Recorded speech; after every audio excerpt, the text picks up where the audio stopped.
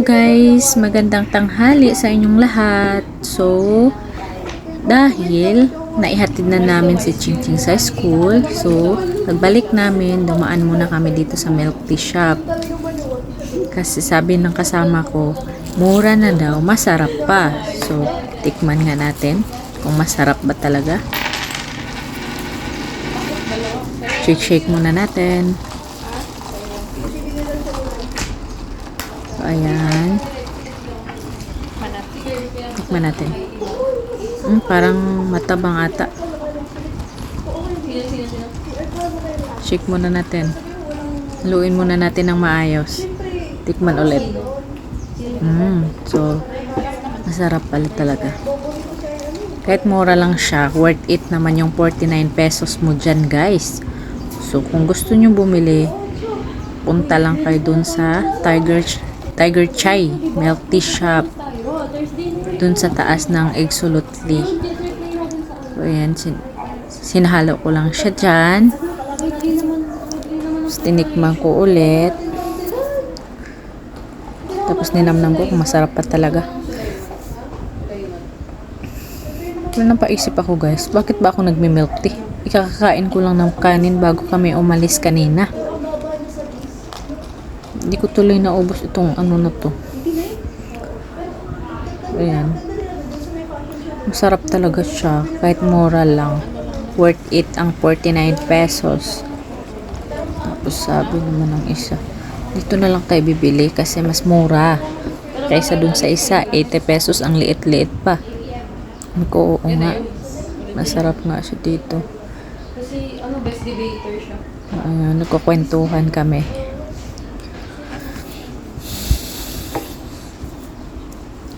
Tapos guys, sabi ko sa kanya na ano kaya kung aalis na kami. Ang design lang. Sabi maya pa daw. Marami kaming kasamaan dyan, nagme-milk tea din. Mga estudyante siya ng thread. So, 3 sila. Tapos kaming 2 dito kami sa kabila. Yan, sabi ko sa kanya. Parang ang init-init na ngayon. Alis na tayo. Ayan, paalis na kami dyan. Tapos yung isa, busy. Tapos yung tatayo na rin. Tapos bababa na rin kami dyan, guys. Kasi sobrang init na talaga. Ayan. Bababa na kami dyan. Medyo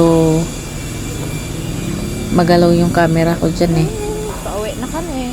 Kasi mataas-taas din konti yung dyan, hagdanan. Ayan guys.